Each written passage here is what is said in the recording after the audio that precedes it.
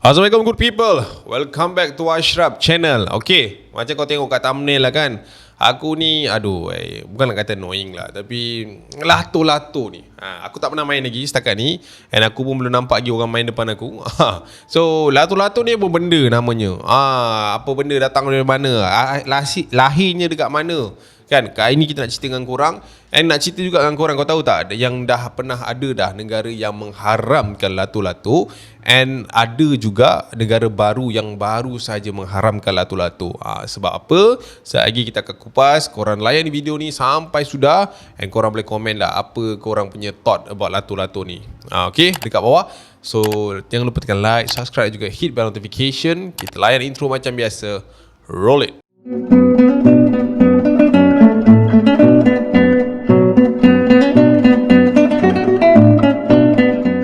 So guys, kita nak cerita terus pasal lato-lato ni. Bagaimana datangnya kejadian dua bola ni yang ketekek ni kan. Aduh. Okay, alright. So kita tahulah dekat Malaysia ni budak-budak, bukan budak-budak je lah kan, orang dewasa, bayi-bayi kita, mungkin bapak-bapak pun dah suka nak main lato-lato ni. Benda ni bagus untuk release stress kan. Okay, tapi kita nak cerita dengan korang daripada mana sebenarnya asal-usul lato-lato ni. Ada yang kata asal-usul lato-lato ni datangnya daripada Indonesia. Tetapi tidak guys, sebenarnya lato-lato ni sebenarnya berasal daripada Amerika Syarikat sejak tahun 1968 lagi. Dan kemudian dia tersebar ke serata Eropah hingga dikenali dengan bermacam-macam nama lain. Adalah Clackers Ball, ada City Ball and berbagai lagi lah. Nanti kita cerita sekejap lagi.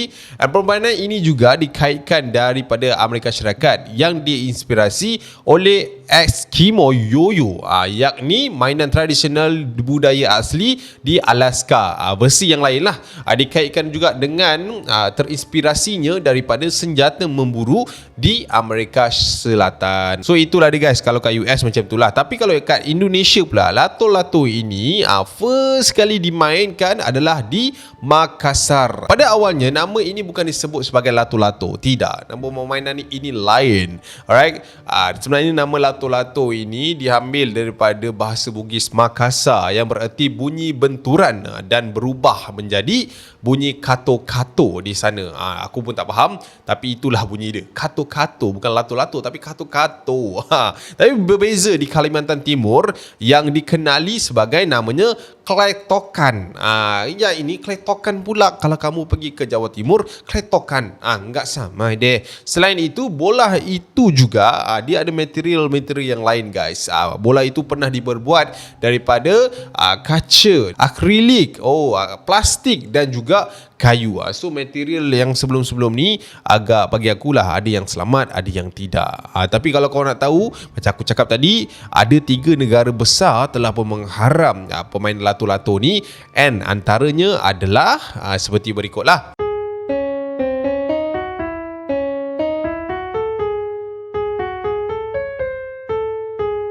Yang pertama sekali Amerika Syarikat. Kerana apa Amerika Syarikat antara orang yang melahirkan lato-lato, and then diorang yang sendiri haramkan lato-lato. Memang Amerika Syarikat memang suka buat benda-benda macam tu. Dia yang lancarkan benda ni, lalas dia yang haramkan benda ni. Okey, benda ini berlaku kerana pada tahun tersebut ada kanak-kanak yang cedera bermain permainan lato-lato ini. Kerajaan Amerika Syarikat telah pun mengambil keputusan untuk mengharamkan rakyatnya bermain sejak tahun 1971 lagi. And permainan ini dianggap bahaya kepada kanak-kanak dan pencemaran bunyi yang mengakibatkan dari bunyi bising sehingga mengganggu pendengaran ataupun telinga dan juga orang sekeliling. Selain itu guys, lato-lato ini juga dikenali sebagai Clackers Ball di Amerika Syarikat, dan material Clackers Ball ini adalah bola kaca yang boleh pecah ke sepihan-sepihan kecil. And difahamkan pada tahun tersebut terdapat 112 kes bola Clackers pecah hingga menusuk dan mencederakan kanak-kanak terutama di bahagian muka dan mata sepanjang tahun itu.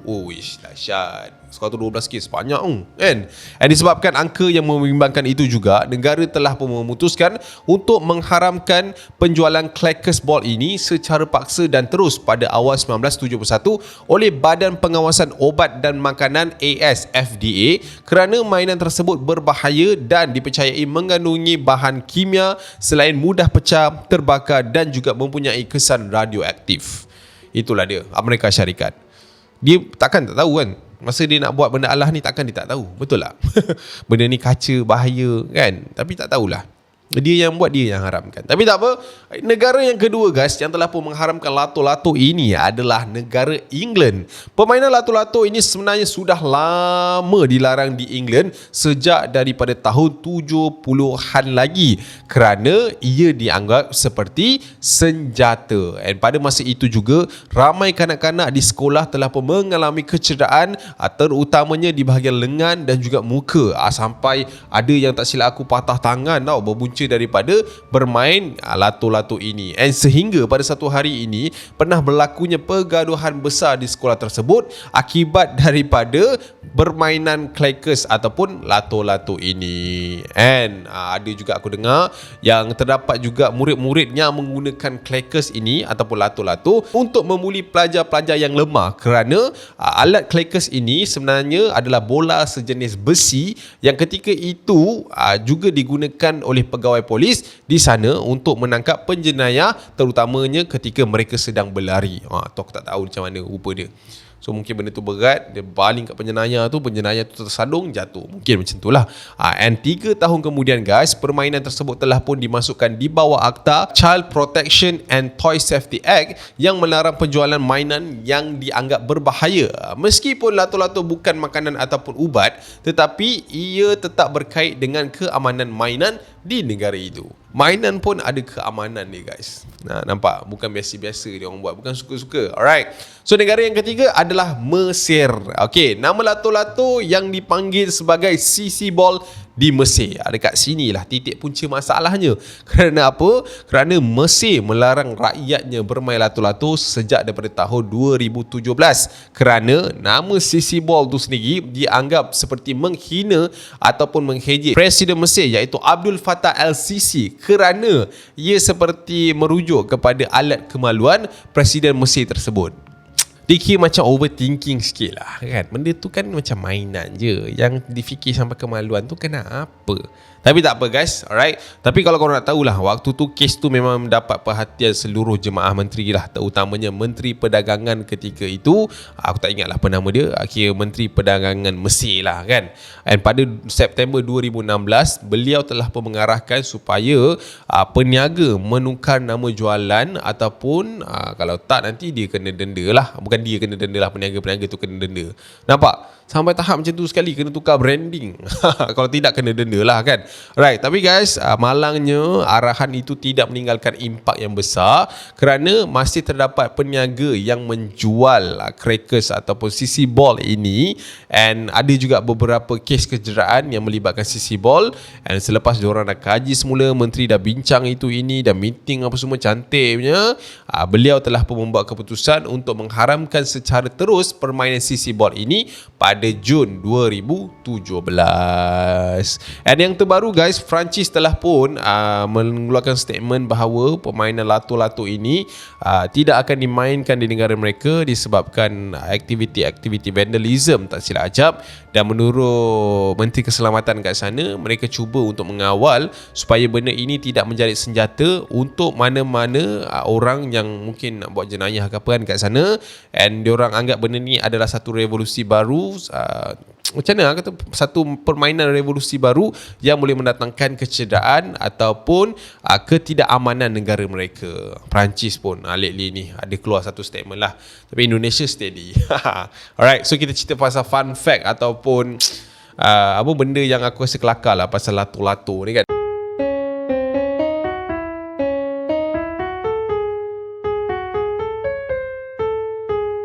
Korang tahu tak yang lato-lato ni, kalau kat negara jiran sana kan, kita tahulah diorang lah yang remake lato-lato ni, tak silap aku masa era 2000 lebih ni kan, diorang dah buat lato-lato ni ke arah yang lebih selamat. Diorang dah gunakan bahan seperti plastik, plastik keras tu kan, untuk mengelakkan kecederaan yang serius kepada budak-budak ni. Dia akan cedera juga, boleh benjol, tapi dia tak adalah serius. Kalau dulu pakai kaca, kalau dulu pakai besi, kalau kali ini dia pakai plastik keras, mungkin okey kot. Alright, so bila bila diorang nak buat inovasi, diorang nak buat remake ni, dan sekali lagi lah, lato-lato ni telah pun menjadi fenomena, terutamanya bermula daripada hujung tahun 2022. And fun fact dia adalah, kalau korang nak tahu ataupun mungkin korang dah tahu, di Indonesia diorang ni telah pun menganjurkan beberapa pertandingan pro lato-lato dengan hadiah-hadiah yang lumayan.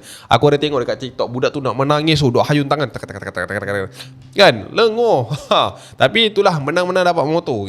Okey lah tu, berbaloi lah juga. Tapi kebas baik tangan kalau macam tu. Okey, sebenarnya kalau cerita pasal lato-lato ni, kalau menurut kajian, bukan kajian lah, menurut apa yang diorang observe, orang-orang yang lebih pakar ni, diorang kata permainan ini ada kebaikannya juga. Sebenarnya dia melatih koordinasi dan fokus, terutamanya kepada kanak-kanak yang sekarang ni duk suap dengan gadget, duk suap dengan benda-benda yang tak terdedah ni kan. So dia kata lato-lato ni boleh bantu diorang untuk fokus. And fun fact juga, sebenarnya lato-lato ni digunakan oleh orang-orang yang kekurangan upaya, kelainan upaya untuk melihat, untuk membantu mereka dapat sense yang lebih cepat. Tak silap aku macam itulah. Alright.